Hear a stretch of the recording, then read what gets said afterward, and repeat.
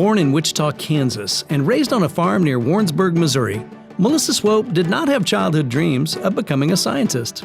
Thanks to her supportive parents, Karen and Jerry Swope, she enjoyed her childhood and thrived at school. She would one day transition from life on the farm to a distinguished career in pharmacology. I did go to school at Centerview Elementary, and I went to high school at Crestridge High School. I think there was 43 people in my graduating high school class. And so, we tended to be a tight-knit group, and some of us are still friends today.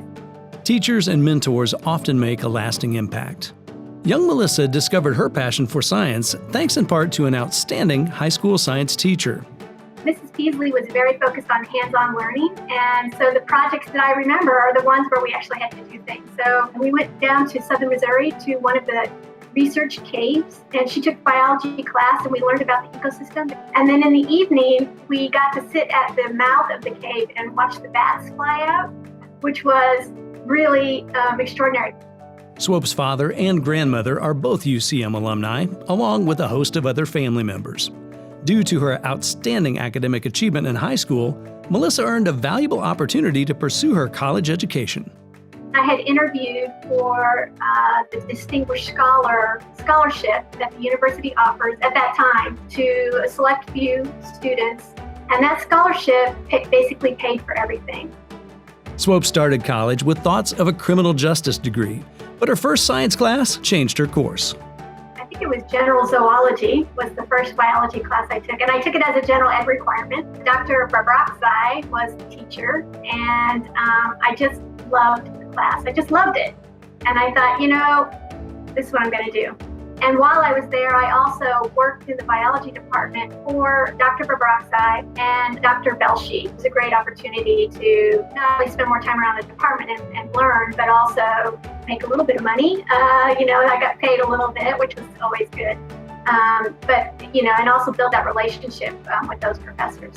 As she was completing her junior year at UCM, Swope wrote a letter to secure an internship in pharmacology at Marion Merrill Dow in Kansas City.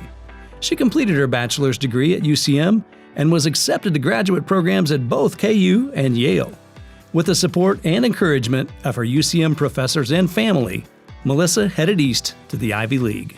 UCM prepared me because that Distinguished Scholar Award was very challenging to maintain, and it gave me the foundation academically to be able to go to a place like Yale. The Yale program was 6 years. It was a master's degree after 2 years, and then once you passed your master's exam, then you were accepted in the PhD program.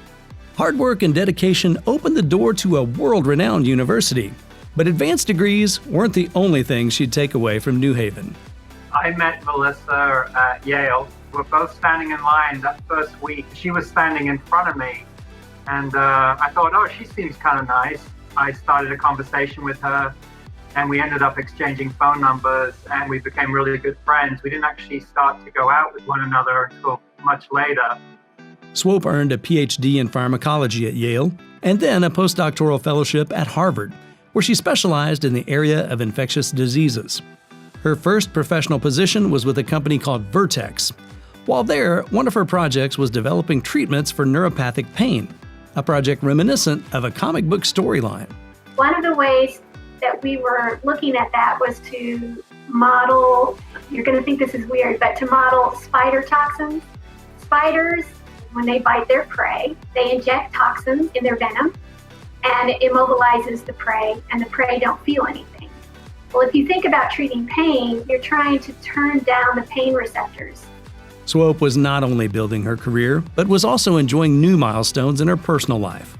And so during that time also, I got married, I had children, and so very busy but rewarding time, because that work there ultimately is when I felt like what I was doing was directly applicable to something that could really benefit people down the line.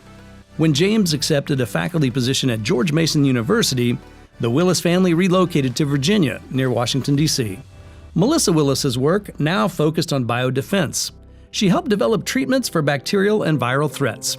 She then began working for the U.S. Department of Health and Human Services in the Biomedical Advanced Research and Development Authority, or BARDA. Willis became the influenza therapeutics chief and worked in conjunction with a company called Regeneron to develop therapies for treating patients with a deadly Ebola virus. The drug, called REGN-EB3, was first used during a 2018 outbreak in the Democratic Republic of the Congo. They found when they completed the trial that the drug that I helped to develop was very successful in treating patients who had been infected and dropped the mortality rate. And now it is part of the standard of care of treatment for people who are infected with Ebola. A respected leader in the field of pharmacology, in 2018, Melissa Willis decided it was time to step away from the career she'd worked so diligently to build. She was ready for a new life challenge. Willis decided to return to the classroom, this time as a high school teacher in a STEM magnet school. I really wanted to impact the next generation. So we need scientists, particularly try and persuade young women to join science. Her new position as a teacher has allowed Willis to spend more time with her teenage daughters, Sophie and Emma, whom she describes as independent thinkers. As they plan for their future, the Willis daughters need to look no further than their own home for an example of the contributions and impact an amazing woman can make. I'd like to congratulate my own wife on this award. I'm very proud of her. She's well deserving. If it's an award that really captures the essence of people that take on leadership roles and try and work in ways that benefit others, I think that she's very apt as an awardee. Ladies and gentlemen, please welcome 2020 UCM Distinguished Alumni Award winner, Dr. Melissa Willis.